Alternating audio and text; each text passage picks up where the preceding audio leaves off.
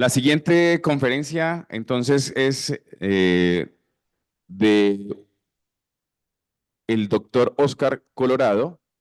Él es doctor cum laude en ciencias en la documentación por la Universidad Complutense de Madrid. Es académico y divulgador de la fotografía desde hace más de 20 años. Se ha dedicado a difundir, analizar y promover el disfrute de la fotografía a través de la cultura visual.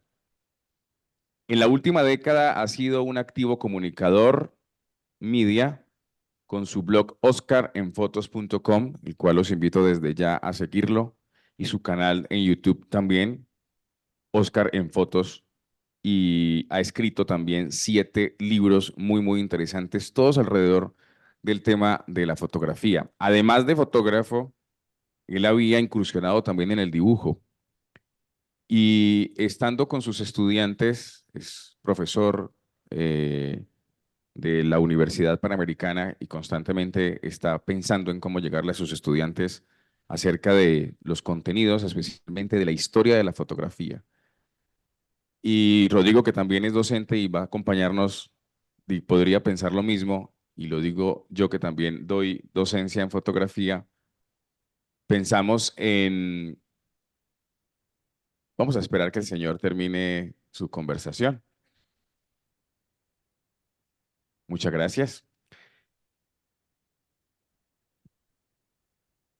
Podríamos pensar lo mismo, que es a veces muy difícil llegar a los estudiantes acerca especialmente de la historia de la fotografía. Pareciera que no es tan importante para los nuevos fotógrafos aprender de los fotógrafos de antaño. Lo mencionaba ahora David, 1939 en Francia, cuando empieza toda esta historia de la fotografía y desde ese momento tenemos que tener esas elementos históricos que nos van a ayudar también a formarnos como fotógrafos.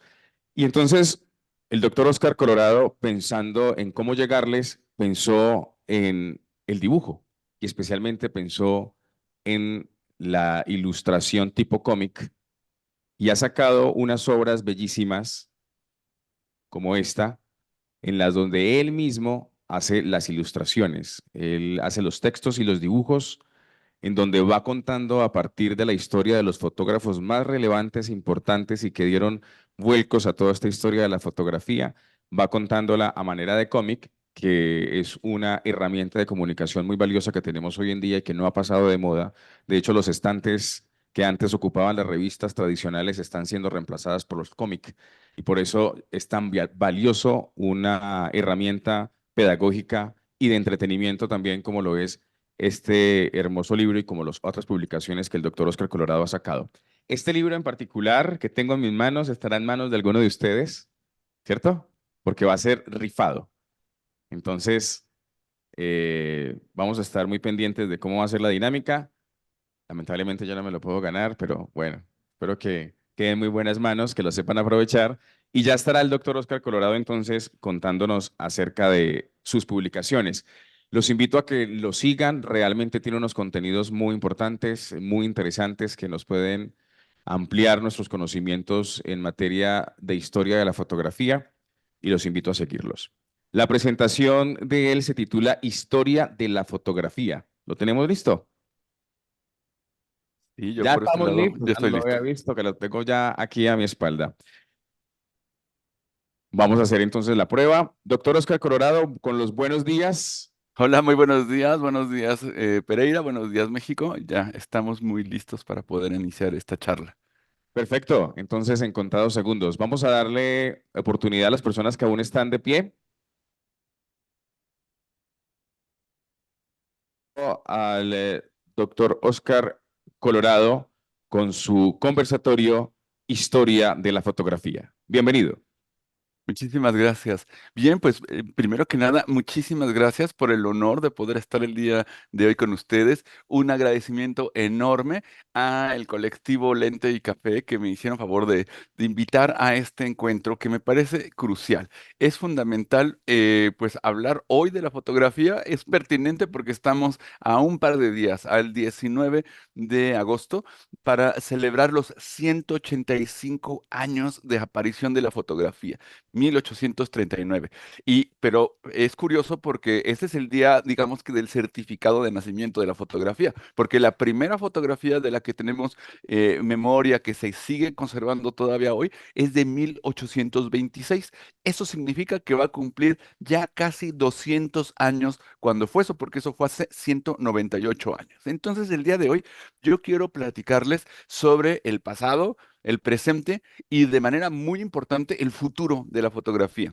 La historia siempre nos ayuda a recordar desde dónde venimos, pero también debe de ayudarnos mucho a saber hacia dónde queremos ir, hacia dónde nos estamos dirigiendo. De modo que vamos a dar un pequeño repaso muy breve de historia de la fotografía del pasado y si no tienen inconveniente, platiquemos de lo siguiente. Aquí les quiero mostrar la primera fotografía que se hizo en la historia. Esta la hizo Nicéforo Niepce, le llamamos eh, de 1826. Mucho ojo, no es que haya sido la primera fotografía. ¿Por qué? Porque Wedgwood, por ejemplo, ya había hecho experimentos que les llamó heliografías. La historia de la fotografía es larguísima y les podría decir que los primeros antecedentes de la fotografía, aunque no lo crean, son de 10.000 años antes de Cristo que en realidad son las primeras huellas intencionadas visuales que deja un ser humano.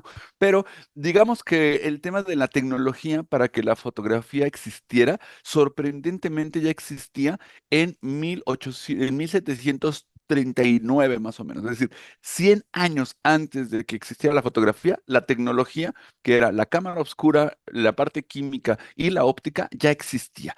¿Qué ocurrió? Bueno, pues que se tuvo que ir desarrollando. Hubo quienes hicieron experimentos y uno de ellos fue Wedgwood, pero no nos queda una sola imagen de Wedgwood, ninguna de sus heliografías, ¿no? Helios de sol y grafos de escritura, así como la fotografía es fotógrafos, fotos, luz, y grafos, escritura o dibujo. Bueno, pues las heliografías desaparecieron. ¿Por qué? Porque se perdieron, porque se extraviaron. No, porque no se había logrado la tecnología, una cuarta tecnología que era crucial, y era la fijación de la imagen. ¿Cuál era el problema? Desaparecieron literalmente las imágenes que se grabaron en un papel gracias a las sales de plata, gracias a la luz. Se empezaron a difuminar hasta que desaparecieron totalmente, porque no existía un elemento químico que era el fijador. Quien inventó el fijador, quien encontró la manera de que se fijara esa imagen de manera indeleble, fue Nicéforo Niepce. Esta fotografía que ustedes ven ahí la hizo Nicéforo Niepce desde el balcón de su casa y él se tomó nada menos que 8 horas con el obturador abierto para poder hacer la fotografía. Y aquí la tenemos. Y la verdad es que no nos entendemos muy bien de qué va. Afortunadamente a alguien se le ocurrió hacer un equivalente digital para decir, bueno, ¿y qué es lo que nos estaba queriendo mostrar Nicéforo Niepce en su primera fotografía? Y aquí lo podemos ver a la derecha. Es la vista de su balcón. En realidad, esta recreación digital nos puede mostrar qué era lo que estaba viendo Nicéforo Niepce, pero que sí capturó en esta que fue la primera fotografía de la historia. Muy importante, esta fotografía se conserva y se conserva en la Universidad de Austin, en Texas, en la Universidad de Texas, en Austin, perdón. Entonces, claro que esto ya es un tema enorme porque tenemos casi 200 años de que existe esta fotografía. Sin embargo, Nicéforo Niepce murió poco tiempo después y su socio, Louis Daguerre, se le contó de este invento a un científico que se llamaba Arago, François Arago, y François Arago le dijo, oye, yo quiero que tú presentes esto ante la Academia de Ciencias francesa.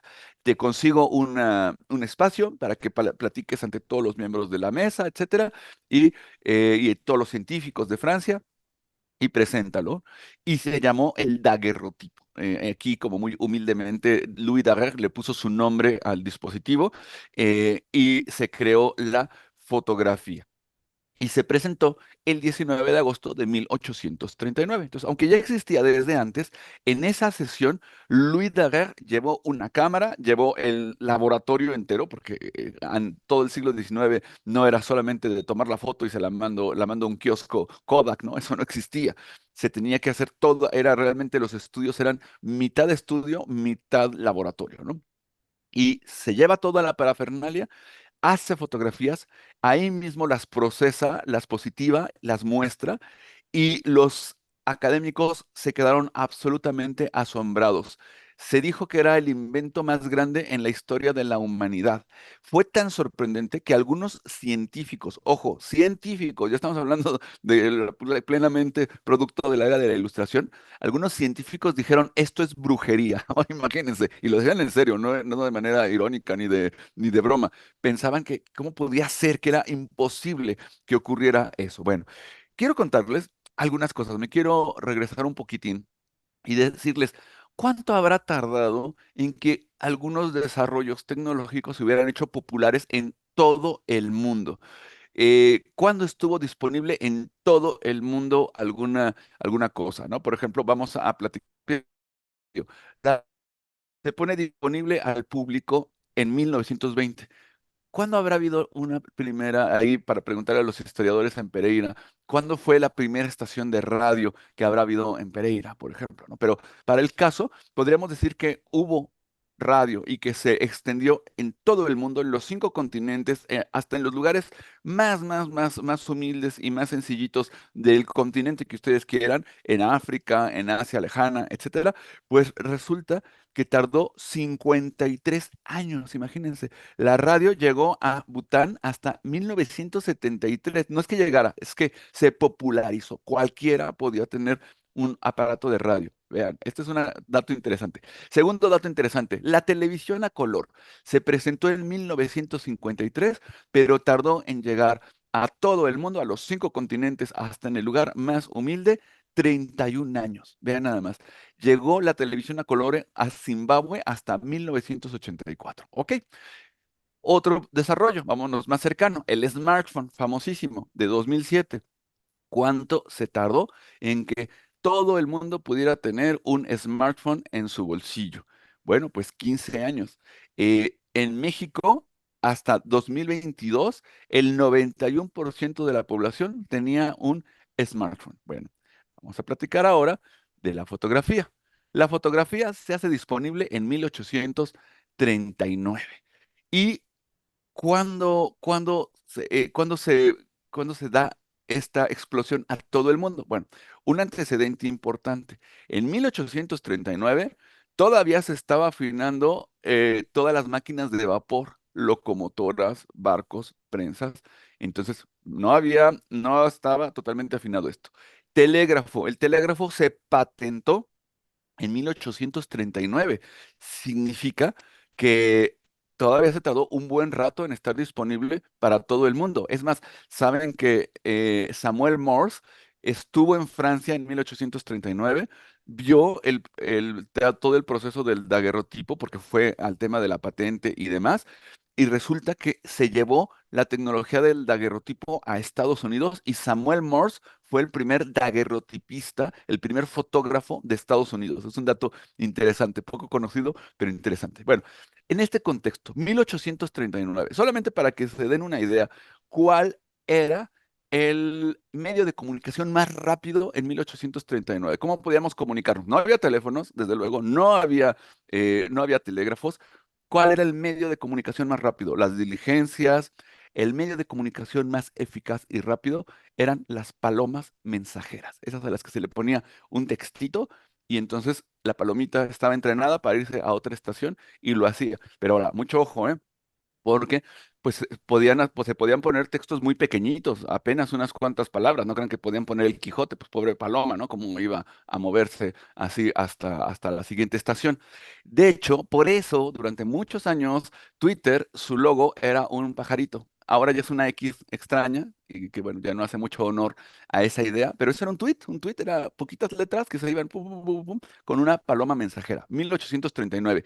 ¿Cuánto tiempo tardó en llegar la fotografía a los 5 continentes? A Zimbabue, a Bután, a México, a Pereira, a Estados Unidos, o sea, donde estuvo en todos los 5 continentes. La fotografía se tardó en 1839 3 años. Para 1841 ya había fotografía en todo el mundo. ¿Cómo ocurrió esto? Bueno, pues eso es interesante. El responsable de esto tiene que ver con algo que pasó. Históricamente hablando, desde el Renacimiento, Los retratos fueron cruciales, pero eran elementos elitistas, absolutamente elitistas. Nadie que no fuera un rey, un papa o un noble podía tener un retrato, por lo que costaba, porque tenías que tener y mantener a un pintor durante 6 meses. No era que le pagabas, mira, aquí tienes un dinerito, sino que tenía que vivir en tu casa. Por ejemplo, Lorenzo de Médicis tuvo nada menos que 10 años en su casa a Leonardo da Vinci. Y claro, estando Leonardo haciendo la última cena y toda la historia, pues de repente Lorenzo de Médicis llegó con Leonardo y le dijo, oiga, maestro, yo quisiese, si se pudiese, pues bueno, no sé, un retratito, o sea, una cosa muy sencilla para mí. Y bueno, claro que Leonardo da Vinci le hizo un retrato a Lorenzo de Médicis. Eso se convirtió en un símbolo de poder. Hoy por hoy nos creemos que los símbolos de dinero y de poder es tener un yate, traerse un Lamborghini o una bolsa de estas Louis Vuitton de $10,000, cosas absurdamente caras. No. En el Renacimiento y durante un buen rato, durante varios siglos, tener un retrato era el auténtico símbolo de poder, reservado a la nobleza, reservado a los papas. Y ¿y qué ocurrió? Que todo el mundo quería un retrato. Ahí tenemos a Napoleón, que desde luego se quiso hacer su retrato. Ahí tenemos a la princesa de Broglie, que era una princesa. Estos eran los sujetos que podían darse el lujo de tener un retrato. Sin embargo, ustedes recordarán la película de Tim Burton que se llamó El cadáver de la novia. Les cuento en 3 palabras, para quienes no recuerdan la película, es un jovencito que se quiere casar con una chica. Pero este jovencito tenía una característica importante. Sus padres eran pescaderos, vendían pescado. Claro, típico fenómeno. Termina la Revolución Francesa, literalmente le corta la cabeza a la nobleza, la burguesía está formada ahora por los comerciantes y demás. Y entonces los vendedores de pescado eran más ricos que mucha gente, pero el problema es que olían a pescado. Y entonces había una familia de una chica noble, de una familia encumbrada, pero que se había arruinado, que no tenía un centavo. Y entonces, ¿qué ocurre? Que la familia del chico quiere que se case con la muchacha para legitimar el apellido y quitarle, digamos, el olor a pescado, ¿no? Bueno, eso era un fenómeno muy típico de esta época. Y en esos momentos, ahí era donde queríamos tener un retrato para legitimarse. La burguesía quería sus retratos. Pero el problema es que no todo el mundo podía pagarse todavía un retrato, seguían siendo muy caros. Entonces, hacia finales del siglo XVIII surge el retrato de silueta. Este retrato es muy sencillito, porque lo que hacían, y aquí les pongo uno de los dispositivos con los que se hacía el retrato de silueta, simplemente se ponía una vela, se ponía a la persona que proyectaba su sombra sobre una superficie. Esa sombra esto se llamaba el fisionotrazo.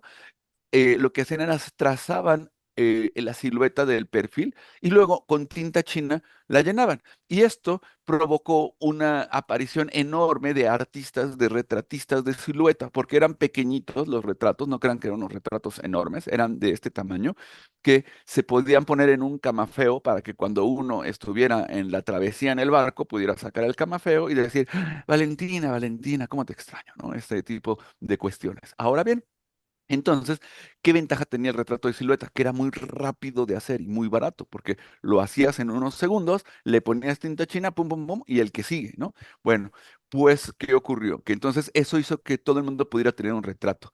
Pero, me voy a regresar un segundo, pero el tema es que la fotografía puso al alcance de cualquiera un retrato. Al principio eran caros porque se hacían en placas de plata, pero conforme fue avanzando la tecnología y la tecnología de la fotografía avanzó a pasos agigantados, el gobierno de Francia le compró a Louis Daguerre la patente.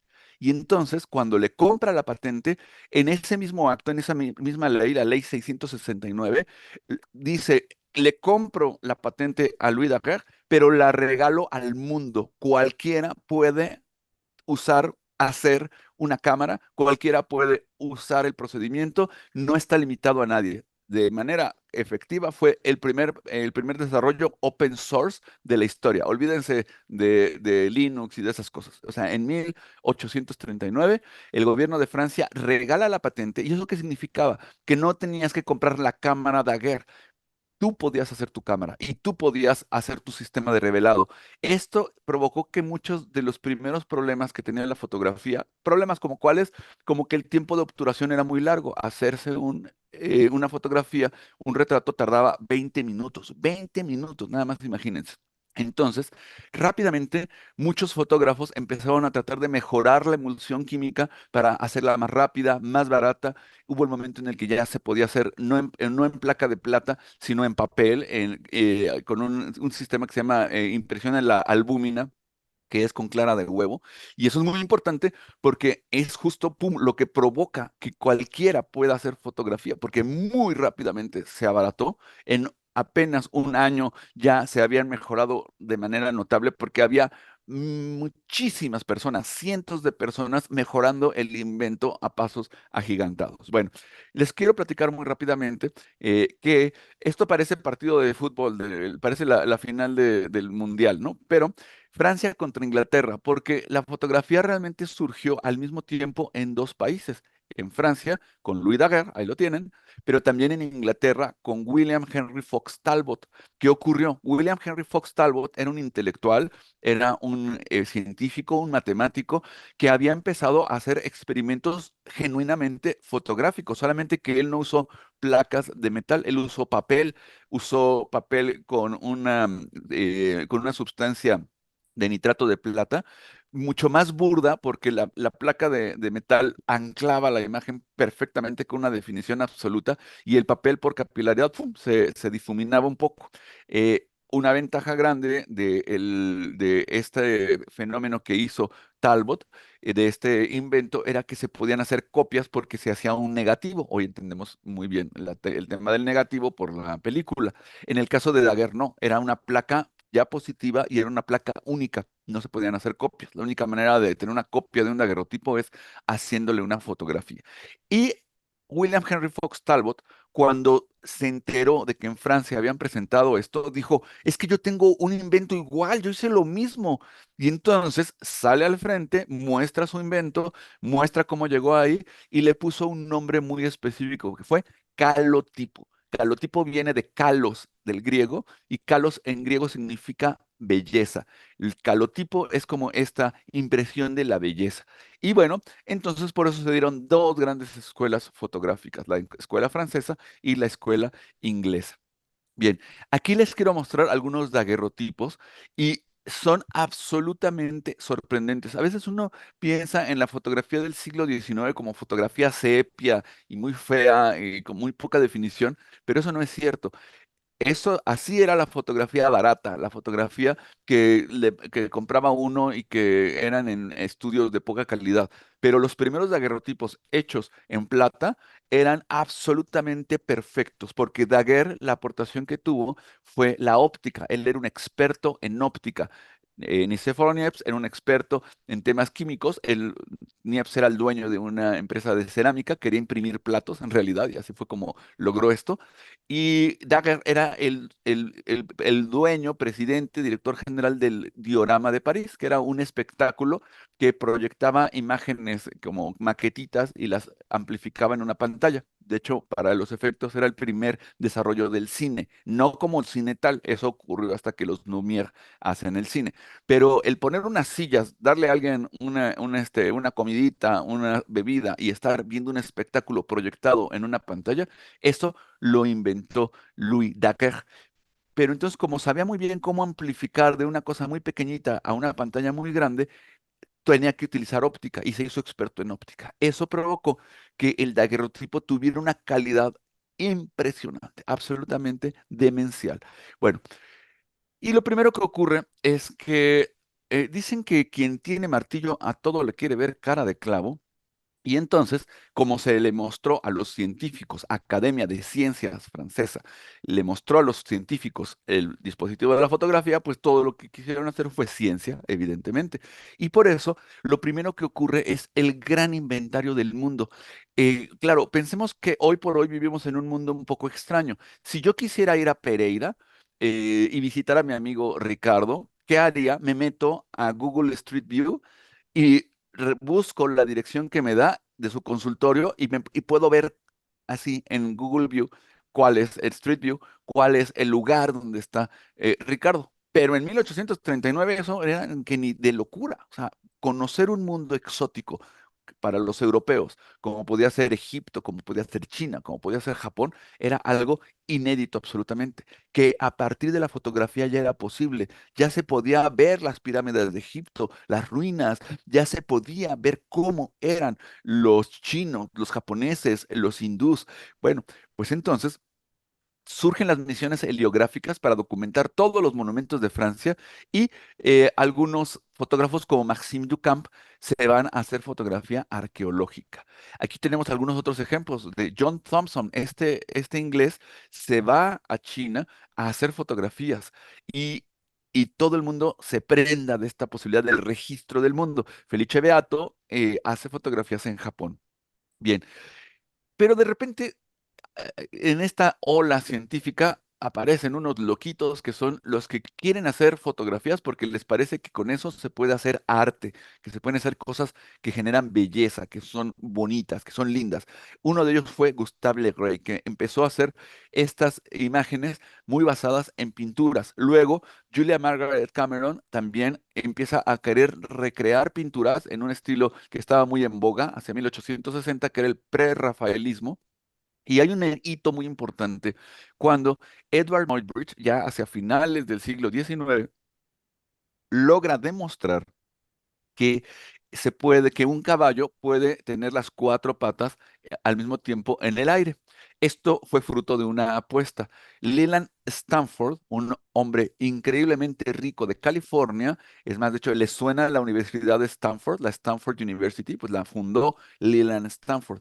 Este empresario de ferrocarriles y de muchas cosas apostó a una persona que un caballo tenía las cuatro patas cuando galopaba a paso veloz en el aire en algún momento. Y entonces contrata a Edward Muybridge, quien para entonces ya podía hacer fotografía en centésimas de segundo, en tiempos muy, muy rápidos, imagínense, de 20 minutos a fracciones de segundo, y pone un montón de cámaras con switches para que traca, taca, taca, taca, taca, conforme va pasando el caballo, los va capturando. De aquí al cine solamente hubo un paso. Porque entonces ya con cámaras, con emulsiones que permitían capturar el movimiento, se podían capturar 12 cuadros por segundo ya sin ningún problema. Y de ahí los Lumière toman esta tecnología todos estos desarrollos para dar la ilusión de una imagen en movimiento.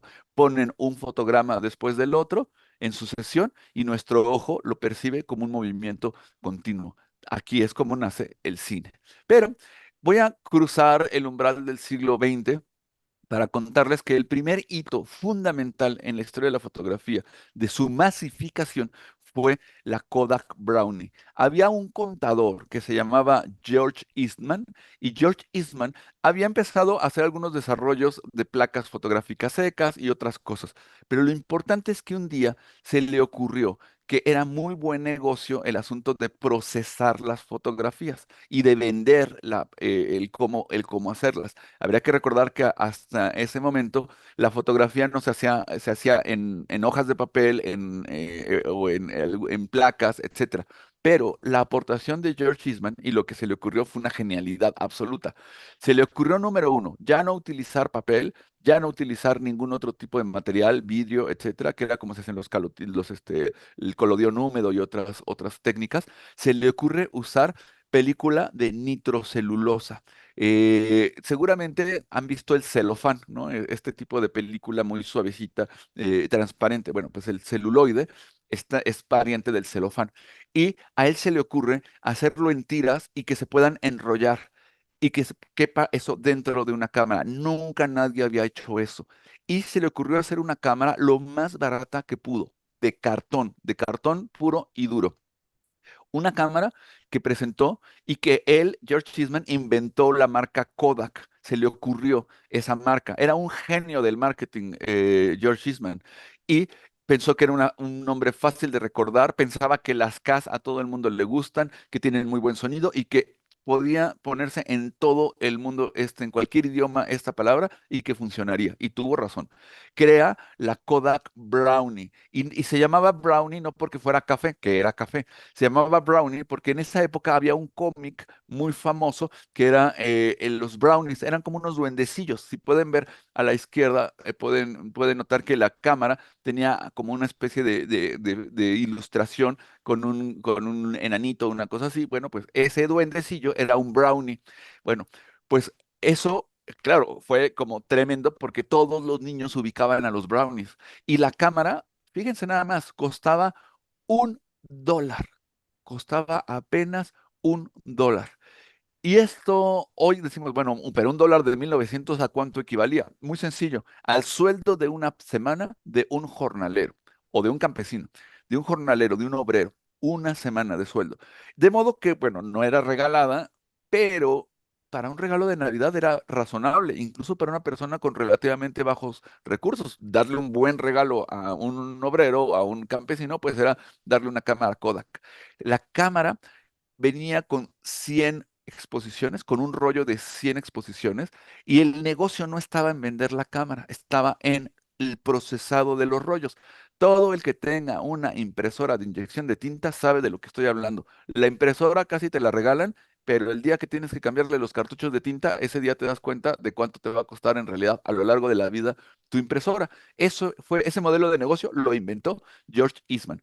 Y entonces él se tenía que hacer una cosa muy rara. Uno hacía las fotos, mandaba la cámara por correo hasta Rochester, en Nueva York. En Rochester la desarmaban, procesaban el rollo y las fotos que salían bien eran las que cobraban. Obviamente, de 100 fotografías, a veces solamente salían bien 4, 5, 10, por muchas razones, porque la cámara era fija, y entonces había que rogarle a Dios que el parámetro de la luz que tenía uno enfrente fuera el mismo que el que tenía la cámara. Y bueno, pues para no hacer el cuento largo, no todas las fotos salían bien. Todo el mundo que en nuestro momento hicimos fotografía analógica sabíamos que era como un poco una especie de rifa, ¿no? ¿Qué foto sí me salió? Me acuerdo mucho eso cuando yo era niño, ¿no? Que hacía uno, quién sabe cuántas fotos y le regresaban el rollo dos o tres. La cosa es que George Eastman solamente cobraba 25 centavos de dólar por cada impresión exitosa. Y entonces, cuando ya estaba eso listo, le ponían a uno un rollo nuevecito en su cámara, le mandaban las impresiones y se las mandaban de regreso por correo. Esto provocó que millones de cámaras Kodak se vendieran. Y además, George Eastman dijo, a ver, quienes van a ser mis mejores clientes, sin duda, serán las mujeres y los niños.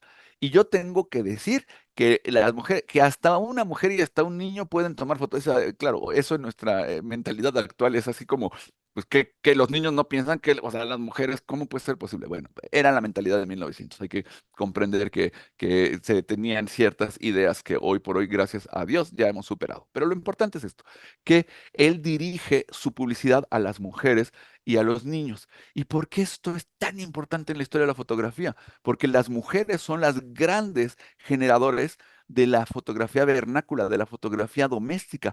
Nuestras madres, nuestras tías, fueron las grandes registradoras de la vida familiar, que además hacían las fotos y además se convertían en las curadoras, guardaban las fotografías, las ponían en álbumes, las ponían en cajas de zapatos, se encargaban de preservar el archivo fotográfico familiar. Y entonces esto convirtió de una manera espectacular a la fotografía, uno, en un asunto accesible a todo el mundo, porque desgraciadamente los fotógrafos de estudio fueron los primeros en decir, pero no, es que esto me va a quitar el trabajo, ¿y cómo es posible? ¿Ya de qué voy a vivir? Cualquiera puede hacer una fotografía. Bueno, eso no es nuevo, eso no ocurre con el Instagram, esto ocurre en 1900. Bien, por eso se da este auge brutal, increíble de fotografía doméstica, que se conoce en inglés como vernacular photography. Yo por ahí hice un paper una, para una publicación científica donde discuto que ese no es un buen nombre, porque lo vernáculo en inglés no significa lo mismo que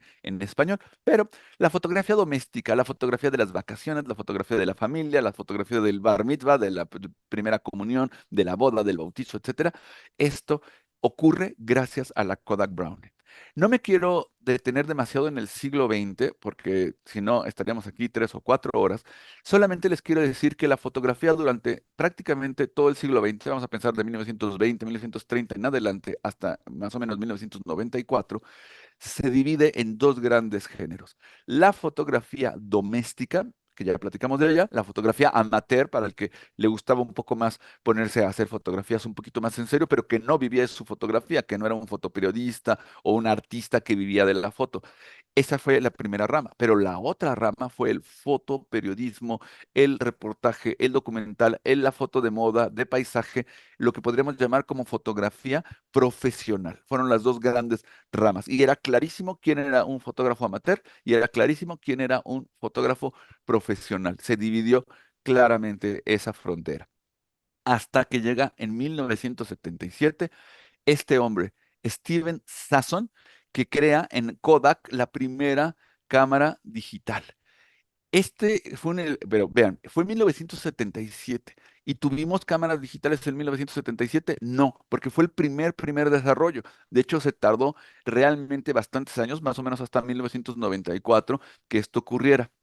Pero Steven Sasson, en 1977, era un ingeniero jovencito, recién graduado del Rochester Institute of Technology, que lo mandaron como casi como intern, como becario prácticamente a los sótanos de Kodak y le dijeron, oye, pues a ver ahí, ¿qué tengo que hacer? No sé, estamos muy ocupados, tú a ver en qué te ocupas.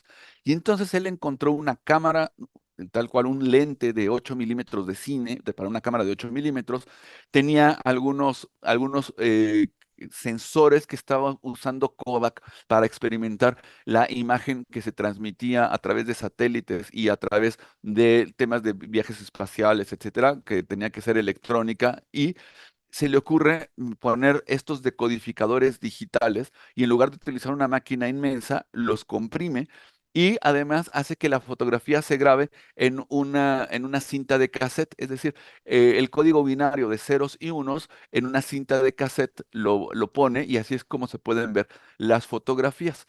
¿Qué problema hay? Que cuando él termina este invento, y ahí lo pueden ver a Steve con esta primera cámara digital, se le enseña a su jefe y su jefe le pregunta, ¿y esto para qué es? Le dijo, pues para ver fotografías en la televisión. Ok, ¿y eso para qué? Y entonces los dos dijeron, pues no sé.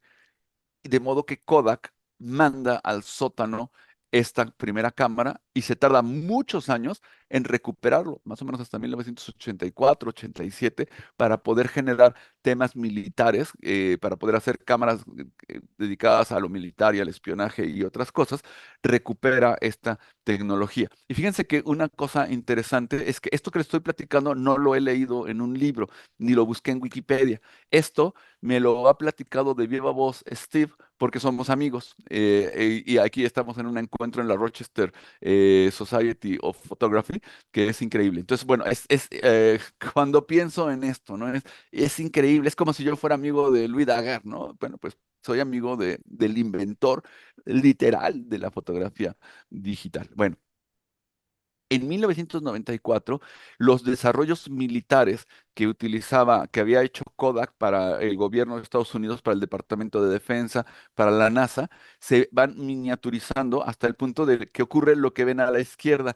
Como pueden ver, esta fue de las primeras cámaras digitales. Esta es una cámara reflex. Como pueden ver arriba, es una cámara Nikon y abajo dice Kodak, porque lo que tiene abajo es el respaldo digital, es el codificador analógico digital, bla, bla, bla. Y esta cámara solamente se vendía a los periódicos y a los medios de comunicación. Era una cámara muy cara, costaba $15,000 en 1994. Y no estaba abierta al público, solamente alguien que estaba en un periódico la podía tener, o solamente, y ni siquiera comprar, porque imagínense, $15,000, los periódicos compraban una o dos. Por eso van a ver ahí un logo que dice AP. Ese logo significa Associated Press, porque Associated Press era la que compraba y distribuía estas cámaras. Sin embargo, muy rápidamente esta tecnología se empezó a poner al público. Por ejemplo, con la cámara QuickTime de la Quick View, perdón, de Apple, ahí la pueden ver. Esta Quick View y Quick Take Era muy interesante y se los cuento muy rápidamente porque la cámara era diseñada, creada, fabricada y todo por Kodak. Solamente le ponían el sellito de Apple, ¿no? Este producto, Steve Jobs en su momento dijo a la porra, esto no me interesa, cortó totalmente el proyecto de QuickTake, pero otros fabricantes como Sony, como Casio, como Canon, desde luego, como Nikon, se pusieron a desarrollar estas cámaras para el consumidor. Y hubo un momento en el que se volvieron muy accesibles. Cuando uno se iba una tienda departamental, compraba una cámara que le costaba 80 o $100 y podía tener su cámara digital, conectarla a la computadora y fue una explosión. Justo hablando de esas explosiones, les quiero mostrar cuál fue el auge de la cámara digital. Fíjense, la venta de cámaras, ahí lo pueden ver, 1950, 1970, estamos hablando de millones de cámaras, ¿no? Las que tenemos ahí. Se va viendo cómo va siendo cada vez más importante el mercado amateur, va interesando más la fotografía y fíjense, en 1994, cuando ya se empieza a hacer popular la fotografía digital, vean nada más el pico brutal que da. ¡Pum! De 1994 a 2009, vean cómo es absolutamente exponencial el crecimiento. ¿Por qué? Por la cámara digital. Ya antes del 94, toda la venta de cámaras eran cámaras analógicas, cámaras químicas, es decir, con rollo de película, pero digital, 1994. Se va como la espuma en 2009, ¡boom! Y de repente, de golpe y porrazo, se va hasta abajo la venta de cámaras. ¿Cuál fue la razón? Muy sencilla. En 2007, Steve Jobs presenta el iPhone. Este invento que tenía una característica muy importante. El iPhone era un dispositivo que, como todos sabemos, no tengo que explicarles qué es un iPhone, pero tenía cámara fotográfica. Y eso no era lo más importante. Sí, tenía una cámara un poco rupestre y un poco primitiva, si ustedes lo quieren, pero cámara al fin. Y luego tenía una conexión permanente a Internet. Ya no tenía uno que conectarse con un cable, ni mucho menos. Ya era inalámbrico y tenías planes como los que tenemos hoy, que todo el mundo tiene su plan de conexión permanente a Internet. Y todavía más importante que lo anterior, existía ya en ese momento, en el 2007, un ecosistema de redes sociales. Ya existía Facebook, ya existía Twitter y obviamente se propulsó todavía más grande, de manera más importante, este ecosistema cuando en 2010 surge Instagram y al poquitito tiempo lo compra Mark Zuckerberg como parte de lo que ahora conocemos como Meta, en ese entonces Facebook, y eso también genera otra revolución que populariza. Pero este fue el éxito. Me voy a regresar un segundo, porque por eso en ese momento, fíjense, observen cómo en 2007 surge el iPhone, pero vean cómo el declive de las cámaras digitales se da hasta 2010 y el responsable de eso es Instagram. Instagram automáticamente vuelve irrelevante la camarita pequeñita porque están mejorando a pasos agigantados las cámaras de los celulares y por otro lado se puede ahora poner, haces la foto y la subes a tu Instagram y todo el mundo la puede ver. Y en ese momento la cámara digital como objeto, ¡pum! La cámara de consumidor sobre todo, ¡pum! Se nos va hasta abajo. Bien, pues entonces, ¿qué ha ocurrido? Que nos encontramos en el momento presente y vamos a platicar rápidamente de este momento presente. Hoy por hoy estamos en esta duda de ¿las cámaras reflex digitales se van a morir? La respuesta, en pocas palabras, es sí. Todos, muchísimos fotógrafos y muchísimos miembros de Lente y Café sin duda tienen o tendrán por ahí una cámara reflex digital, pero ¿qué ocurre? Que las cámaras mirrorless, las cámaras que no requieren un espejo, no me quiero poner técnico con esto para no perder demasiado el tiempo, pero las cámaras de lentes intercambiables que no requieren espejo, empezaron a surgir hace algunos años porque la tecnología de la cámara reflex surgió en 1950. Es una tecnología muy vieja que se adaptó fácilmente al mundo digital, pero algunos actores, específicamente dos marcas, no habían vendido demasiadas cámaras reflex. Quienes vendieron muchísimos lentes para cámaras reflex, Kodak y Nikon, digo Kodak y Canon. Estas dos empresas vendieron millones de lentes, entonces cuando se llegó al mundo digital, dijeron, queremos que la gente pueda seguir usando sus lentes Canon, sus lentes Nikon, y entonces vamos a crear cámaras de formato reflex, pero digitales. Sin embargo, quienes no habían vendido muchas cámaras reflex habían sido Por un lado Panasonic y por otro lado Sony. Panasonic fue la primera que inventó un sistema totalmente distinto que permitía hacer fotografías directamente al sensor, sin tener que hacer una serie de mecanismos para los cuales se requiere un espejo, que es la razón por la cual existe una reflex, porque reflejan la imagen y demás. Lo importante aquí es que hoy por hoy las cámaras mirrorless, las cámaras sin espejo, están definitivamente a la alza y las cámaras reflex están claramente a la baja. Quien quiera comprar una cámara hoy, seguramente va a comprar una cámara reflex muy barata porque van de salida y le costará mucho más dinero una cámara mirrorless, pero es el futuro. Y así, y esa es la tendencia actual de la industria. Por otro lado, déjenme decirles esto, regresando al tema del teléfono. Hoy por hoy, y esto es absolutamente impresionante, el 30% de la población humana tiene una cuenta activa en Instagram.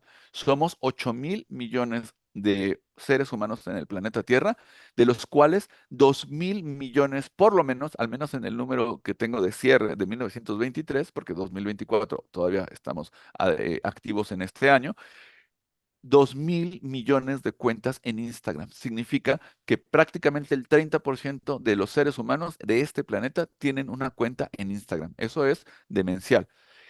Y esto también nos está llevando a algo que podríamos llamar la muerte de la cámara digital. ¿Por qué?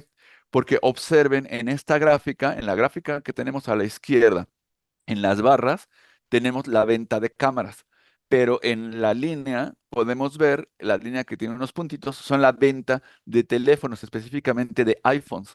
Y observen cómo la venta de iPhones va hacia arriba y la venta de cámaras dedicadas que no son profesionales son las que están bajando. Mucho ojo, la cámara profesional sigue existiendo y yo creo que va a tener todavía una larga vida, que realmente son los mercados hacia donde Canon, Nikon, Fujifilm y todo el mundo se está moviendo. Pero hoy por hoy, ya si uno va a una tienda departamental, ya no puede comprar una cámara de $80 como las que compramos, la Cybershot y cosas por el estilo, la Coolpix, las PowerShot de Canon, ya no existen, ya las descontinuaron, porque ya no se venden, porque ahora los teléfonos tienen dispositivos fotográficos tan buenos que ya se volvieron irrelevantes. Son más pequeñas, son más rápidas, etcétera. Fíjense, aquí les quiero mostrar la gráfica a la derecha del número de smartphones. Y esto es todavía más impresionante porque tenemos 8.000 millones de seres humanos y tenemos casi 5.000 millones de smartphones, de teléfonos inteligentes. Y la tendencia todavía va a aumentar.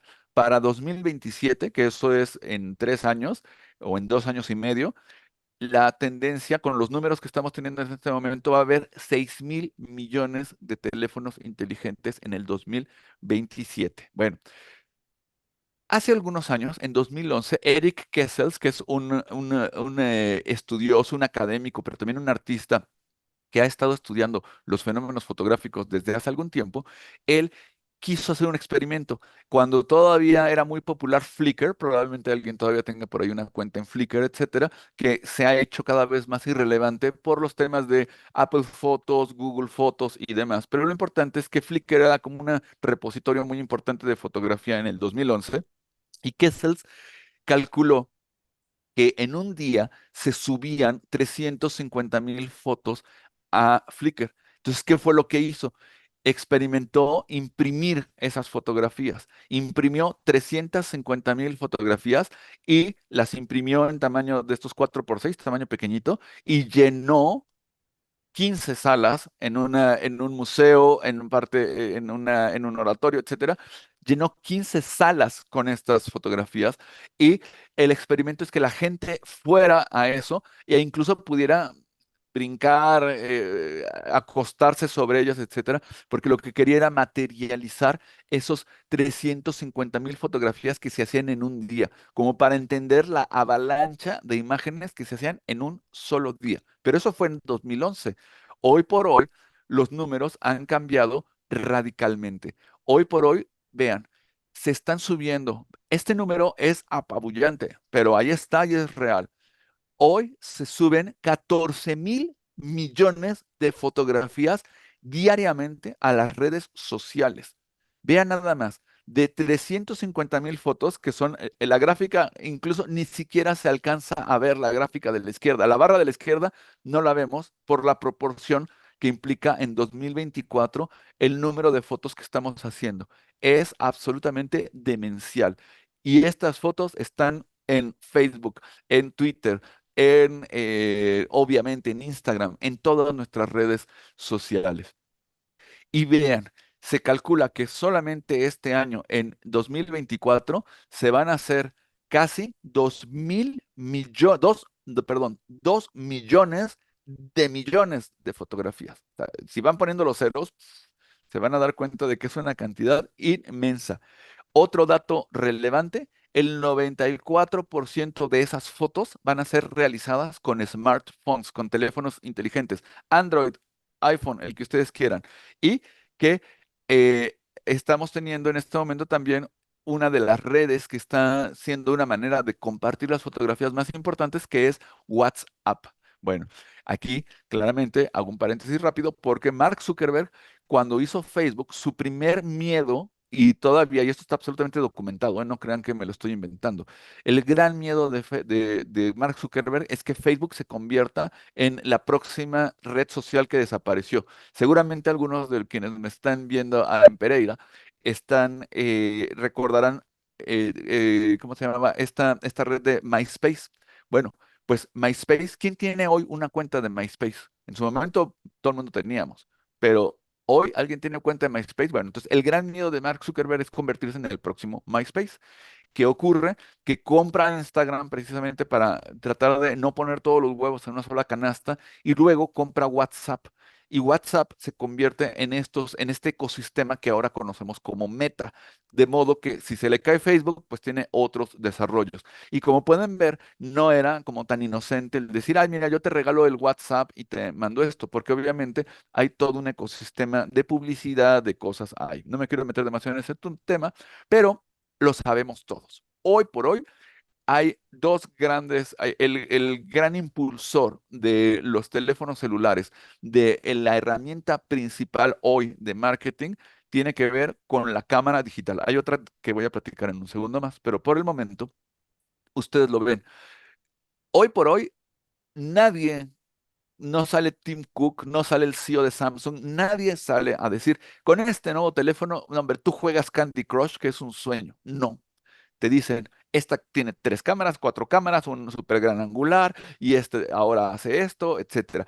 El gran vendedor, el gran elemento de venta de los teléfonos celulares hoy, que son los dispositivos que se venden más en todo el mundo, son las cámaras, la cámara fotográfica. Y las cámaras fotográficas de los teléfonos celulares son impresionantes. La imagen que ustedes están viendo en este momento mía, la estoy capturando con un iPhone. Estoy conectando mi iPhone a mi conexión de Zoom y la imagen que ustedes están viendo está así. ¿Y por qué lo hago así? Sencillo, porque si yo cambio a mi webcam, la cosa se pone muy fea. No lo haré para evitar, porque la capacidad de imagen que me da el iPhone para este fin no tiene paralelo. Bien, déjenme contarles esta idea. Fred Riching, ahí lo tienen, es el decano emérito del ICP, del International Center of Photography. Él calculó que cada 2 minutos en el siglo XXI estamos haciendo más fotos que todas las que se hicieron en el siglo XIX. Imagínense la cantidad de fotos que tenemos. Claro, esto nos lleva a algunos dilemas actuales. Uno es el dilema de la privacidad.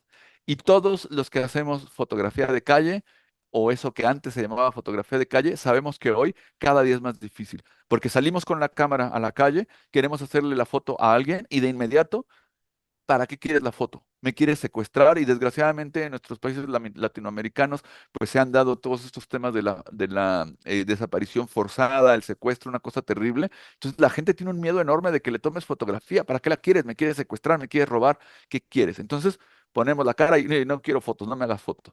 Pero la contradicción impresionante es que la misma persona que te dijo no me hagas fotografías y que te pone la mano enfrente, es la misma persona que esa misma tarde se va a su baño, se hace una selfie, y aquí puse lo más decente posible, que fuera clasificación A para toda la familia, pero hay algunas un poquito más subidas de tono, pero va y se hace esta foto y la pone en Instagram y la pone y cree que nadie la ve. Y todo el mundo la puede ver mientras estén en Instagram, son públicas. Mientras no le pongas el asunto de que es una cuenta privada, una foto privada, cualquiera la puede ver. Entonces, tenemos una serie de dilemas sobre la privacidad. Otro tema importante, por ejemplo, Mark Zuckerberg con la inteligencia artificial hace no mucho tiempo, esta es de 2016, fíjense, hijo, qué barbaridad, ya son casi 10 años, pero Mark Zuckerberg anuncia que Facebook creó una tecnología que permite analizar una imagen para poder leerla. Y entonces, vean, ahí tenemos una foto de Mark Zuckerberg. Entonces, lo que hace esta tecnología es que puede describir la foto y decir, ah, en esa fotografía aparece un hombre rubio con las manos abiertas, aparecen unas gráficas de computadora al frente, en el plano de fondo aparecen unos caracteres de unos kanjis japoneses, unas cosas chinas, y está sonriendo. Ah, y además es Mark Zuckerberg. ¿Y esta lectura para qué sirve? Bueno, pues Mark Zuckerberg la anunció con bombo y platillo diciendo, esto es una revolución para los invidentes. Un ciego, una ciega, va a poder ver, le va a poder, se mete a su Facebook y le pueden describir la foto que no puede ver. Ah, pues qué maravilla, ¿no, hombre? Qué bien este Mark Zuckerberg. Va a estar junto con la Madre Teresa de Calcuta en el cielo porque lo vamos a canonizar por lo bueno que es. Pues no, ¿qué creen? El tema es que esa información se comparte en el ecosistema de Meta, en Word, en WhatsApp, en Facebook, en Instagram. Y entonces, ay, mira qué curioso. Resulta que yo doy una conferencia a nuestros queridísimos amigos en Pereira y resulta que me empiezan a aparecer en mi Facebook, en mi WhatsApp no, pero en mi Instagram y en mi Facebook, me empiezan a aparecer publicidades de modelos de micrófonos y de audífonos con diadema, modelos de anteojos, camisas azules, y me empiezan a salir anuncios de sacos, chaquetas, como lo quieran llamar, de este color, porque leyó mi imagen y me empieza a dar publicidad con las cosas que encuentra en esas imágenes. Entonces, no es tan inocente y no es solamente para los invidentes esta tecnología, realmente está hecha con fines absolutamente comerciales. De mucho de esto, ya lo saben, hoy por hoy es muy conocido, pero es si algo es gratis en Internet, la mercancía eres tú, son tus datos. De esto habla Shoshana Zuboff, que es una autora muy interesante en un libro que se llama The Age of Surveillance Capitalism. Le llaman en español la era del capitalismo de vigilancia, que es tal cual, el que nuestros datos, lo que vemos en Google, lo que vemos en YouTube, lo que vemos en Instagram, se convierte en información que las empresas venden. Porque, ojo, cuando tú abres tu cuenta de Gmail, le dices, sí, sí, acepto todo, y no leíste ninguno de los términos y condiciones, y resulta que toda esa información la utiliza sobre todo Google de manera muy obvia, y también en su momento, y ahora en su momento Meta, para vender publicidad. Curiosamente, aunque parece que hemos evolucionado mucho con los medios de comunicación, seguimos viviendo en un modelo de venta de información, de venta de publicidad. Bueno, hoy por hoy se da un elemento, una tendencia interesante que son los influencers virtuales. Ya sabemos que los influencers son lo de hoy y el problema con los influencers es que se pueden poner muy locos. Entonces, de repente, tú eres Pepsi, le das tu imagen a Michael Jackson para vender refrescos Pepsi, y Michael Jackson está enjuiciado por acusado de abusar de menores, y resulta que entonces Pepsi se quiere morir porque este influencer le hizo daño. Entonces, ¿cómo hacer para tener influencers que no te hagan daño? Pues sencillo, creando influencers artificiales. Y entonces, por ejemplo, Kentucky Fried Chicken, esta marca europea, esta marca estadounidense de pollo frito, pues se inventó a su Coronel Sanders hipster, que está hecho con CGI, con imágenes que parecen fotografías creadas por computadora. O también, por ejemplo, Liam Michaela, que es otra influencer que no existe, pero que incluso es activista política y es una cosa demencial, pero no existen. Tienen una imagen, pero no existe. Es una imagen sintética. Justo surgió hace no mucho, la WordPress Photo se premió a Jonas Benedictsen con este juego de fotografías en un espacio documental. Pero todas las fotografías que estamos viendo ahí de esta obra que se llamó Book of Bells son imágenes sintéticas, son imágenes hechas con, no muy diferente a lo que hace Pixar para crear una película. Son imágenes que no son fotografías, son imágenes hechas por computadora. Y esto nos lleva al futuro. ¿Y el futuro qué nos depara? Bueno, pues la respuesta es bastante clara. Es la inteligencia artificial. una preguntita que me hacen mucho y que de una vez la quiero responder. Oye, es que los videos cada vez son más importantes. ¿Se acuerdan aquella canción de Video Killed the Radio Star?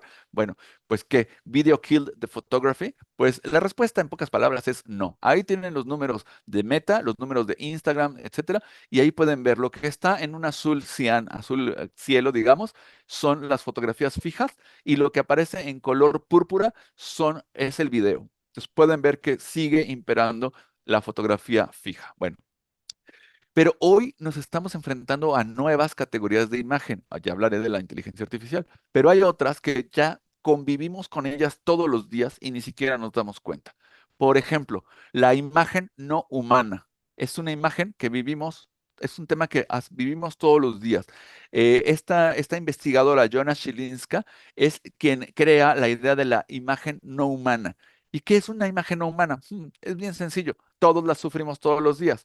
No sé cómo le llamen en Pereira.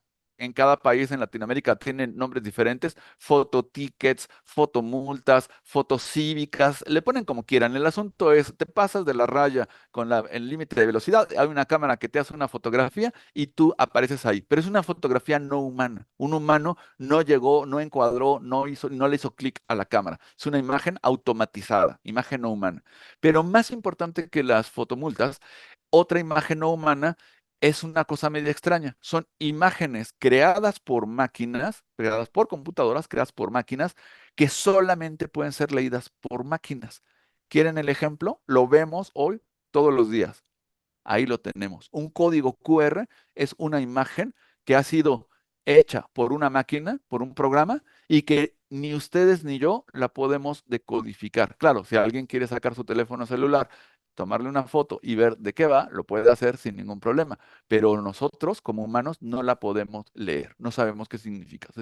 Es solamente un caos. Bueno, vamos a hincarle un poquito el diente a la inteligencia artificial, que es definitivamente lo de hoy. Bueno, pues en la inteligencia artificial el avance es absolutamente apabullante. Aquí tenemos algunos de los primeros experimentos de generación de fotografías, de imágenes con apariencia fotográfica a través de elementos existentes y de descriptores y que además esto no es del año de la Macarandanga, esto es bastante reciente, esto es como de 2017, 2018, incluso puede ser que hasta más cercano, pero son los primeros modelos de imagen de inteligencia artificial, horrorosos, sí, evidentemente, ahí salta a la vista. Este es otro modelo, ya podemos medio ver quiénes son los personajes, pero sigue siendo espantoso. Bueno, pero esto cambió radicalmente gracias a DALL-E y a una tecnología que era el tener un descriptor que todos conocemos ahora, pones una descripción y te genera una imagen. En este caso, tenemos una pintura de un zorro en el campo al atardecer al estilo de Claude Monet. Esto lo hizo DALL-E y DALL-E en su primera versión esto fue lo que arrojaba, pero esto creció de manera agigantada. Ya para la segunda versión de DALL-E, este era el resultado que nos daba de una pintura, cuando le solicitábamos a Dalí una pintura de un zorro en el campo al atardecer al estilo Claude Monet, esto era lo que aparecía. Y déjenme decirles que hoy, en este momento, Dalí es de los peores generadores de imágenes. Es el que hace cosas más horrorosas. No es broma, vamos a ver algunos ejemplos. ¿Qué significa? Que esto ha crecido. Y eso que estamos viendo, esto que vimos aquí, ¿son fotografías? Esto que tenemos aquí, ¿son fotografías? No. Aquí tenemos a Eike Reinhofer y Eike Reinhofer dice que no son fotografías, que son imágenes sintéticas. Les llama sintografías. Entonces, claro, si cuando me preguntan, oye, ¿va a desaparecer la fotografía por la inteligencia artificial? La respuesta es no, porque está surgiendo una categoría de imágenes nueva que son las sintográficas, la sintografía. Pero la fotografía como la conocemos hoy seguirá perdurando por un buen rato. Vamos un poquito más a esto. Hay una cosa que se llama éfrasis. Esta palabra griega, en pocas palabras, es una descripción de una imagen. Entonces, aquí yo dije, a ver, voy a tomar un descriptor que sea una fotografía de alumnos, de estudiantes universitarios tomando una clase en la Universidad Panamericana de la Ciudad de México en 2023. Este experimento lo hice en 2023. Y el resultado es este. Vean qué es lo que genera DALL-E de esta de esta descripción. Claro, observen, cuando uno ve las caras y los rostros, dice, uff, esto no va nada bien. Con ese mismo descriptor utilicé otro sistema, y esto ya no es de 2023, esto es de 2024, con Adobe Firefly. También es un generador de imágenes, el de Adobe, espantoso.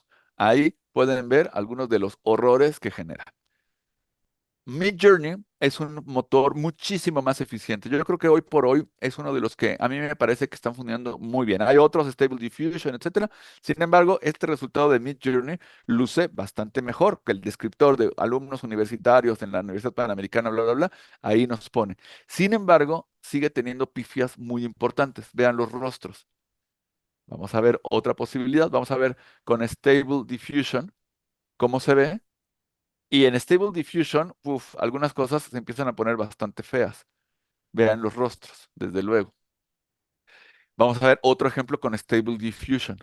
Esta imagen generada automáticamente con inteligencia artificial tiene algunas pifias mayúsculas, como lo que podríamos llamar el manopié, ¿no? O la manopié. El manopié es mano y pie al mismo tiempo, una cosa extrañísima.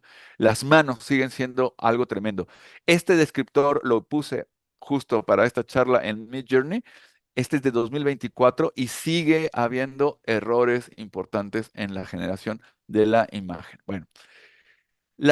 Y quiero hacer una cosa muy rápida, que son, ok, vamos a ver unas sintografías, vamos a ponerle algunos descriptores de algunas imágenes de fotografías paradigmáticas importantísimas en la historia de la fotografía, y vamos a poner que nos haga su equivalente la inteligencia artificial con una sintografía. Esta fotografía de William Klein de 1954 se llama Gone Number One. Y aquí está la éfrasis, que es está en inglés precisamente para comunicarse mejor con la interfaz de los motores de inteligencia artificial, aunque ya trabajan en español, trabajan muchas veces mejor en inglés. Pero tenemos una fotografía granulosa, blanco y negro, vertical, de unos niños, uno muy enojado mostrando una pistola hacia el fotógrafo, el otro niño viéndolo en las calles de Nueva York en 1954. Este descriptor de esta éfrasis que estoy haciendo, la copié y la pegué y la puse para generarla con inteligencia artificial y quiero que vean el resultado. Ahí lo tenemos. Esto está hecho con DALI. Cuando les digo que DALI es el peor generador de imágenes de inteligencia artificial, no es broma. Ahí tienen la prueba. Con este descriptor de esta foto, esto es lo que genera DALI. Bueno, decirles que es verdaderamente de horror es poco, ¿no? O sea, es así como para el Halloween, una cosa espantosa.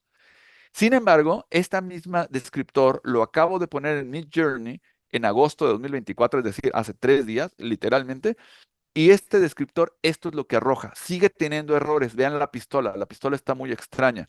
El dedo, la mano del niño de la izquierda tiene 2, 4, 5 dedos más el pulgar tiene 6 dedos. Entonces, pero ha mejorado mucho. Vean la diferencia de DALI de 2023 contra Midjourney de 2024.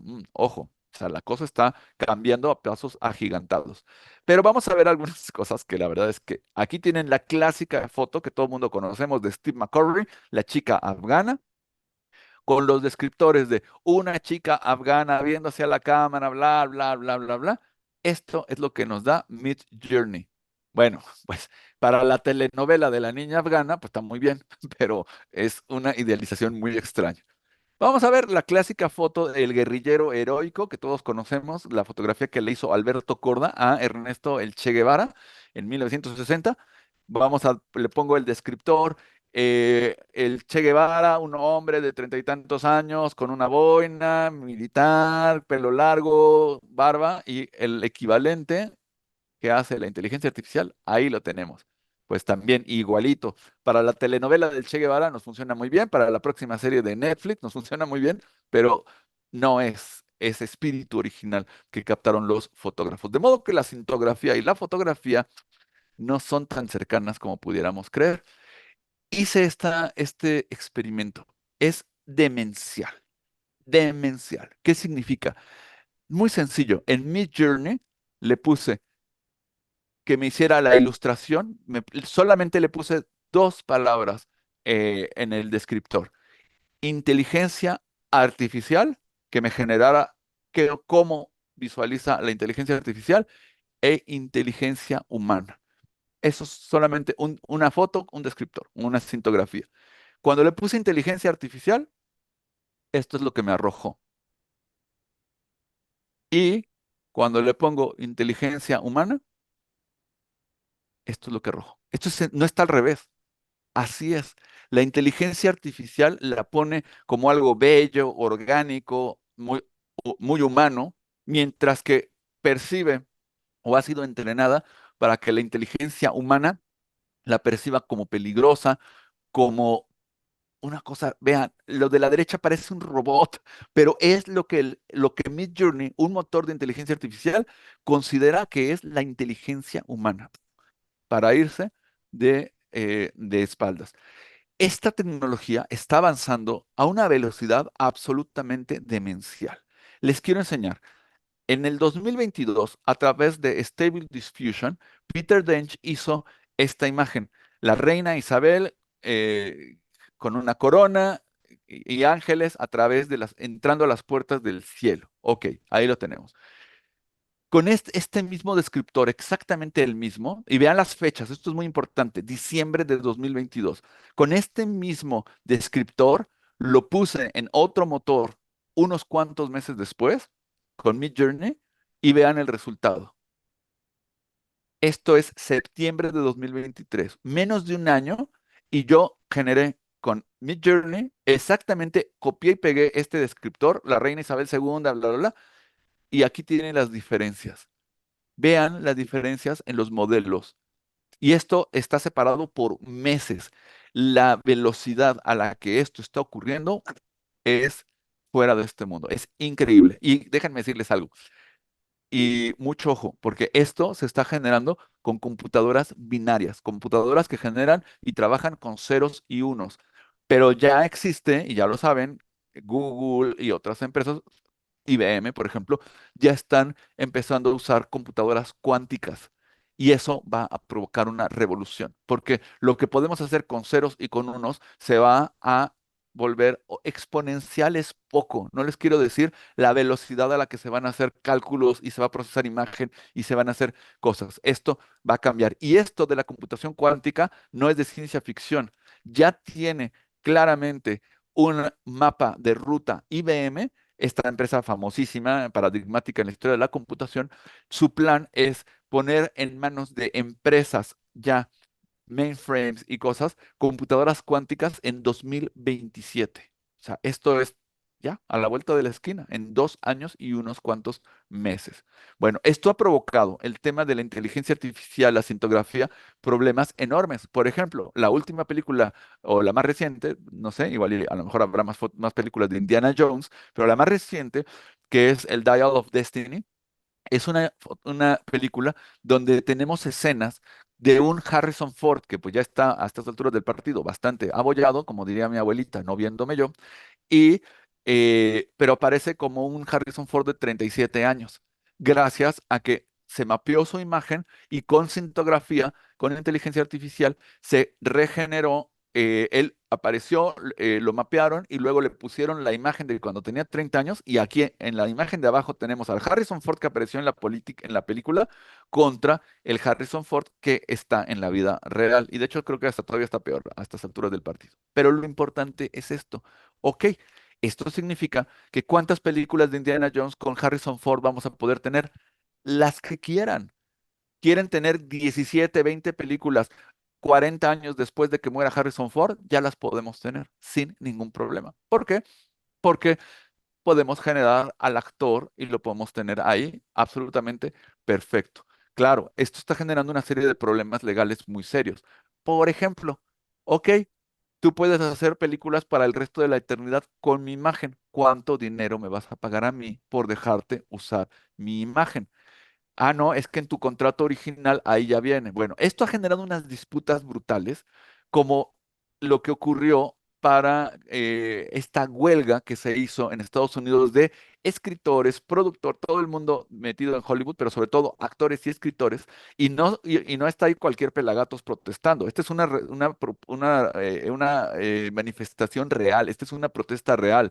Y ahí tienen a Adam Sandler y a Ben Stiller. ¿Y de qué se quejan? De muchísimas cosas, muchísimas. La huelga fue por muchísimas razones, pero también, entre otras, por el uso de nuevas tecnologías como la inteligencia artificial y la recreación digital para defender los derechos de actores como Harrison Ford, por ejemplo. Bueno, la inteligencia artificial se ha utilizado también para cosas muy positivas, como puede ser el caso de, ya saben, que la tristeza de lo ocurrido en Argentina con los desaparecidos, el tema de las abuelas de Plaza de Mayo, toda esta historia. Bueno, pues cuando tenemos fotografías de un jovencito, ¿cómo luciría hoy? ¿Cómo se vería hoy? Para tratar de identificarlos, para ver si los podemos encontrar. De ahí surge esta iniciativa de las abuelas, que es inteligencia artificial, para esto. Y ojo, porque esto no ha generado muchas polémicas, incluso entre las propias personas involucradas con este tema, ¿no? Bueno, ¿cómo se verían los bebés robados en la dictadura argentina?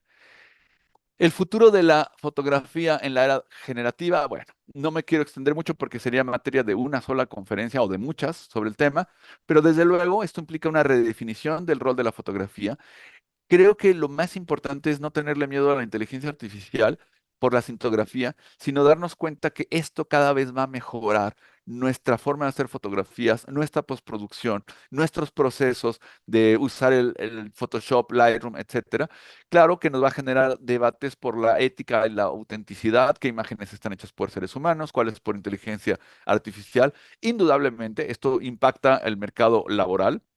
Sin embargo, créanme que nadie va a generarles las fotografías, ni nadie va a comprar las fotografías por inteligencia artificial de su boda generadas de manera artificial. Es decir, queremos vernos nosotros y queremos que esté el registro de nuestra boda, del bautizo de nuestro niño, etcétera. No una cosa sintética. Eso no va a cambiar. También va a cambiar la manera en la que educamos y entendemos y capacitamos y aprendemos fotografía y desde luego va a cambiar la narrativa visual.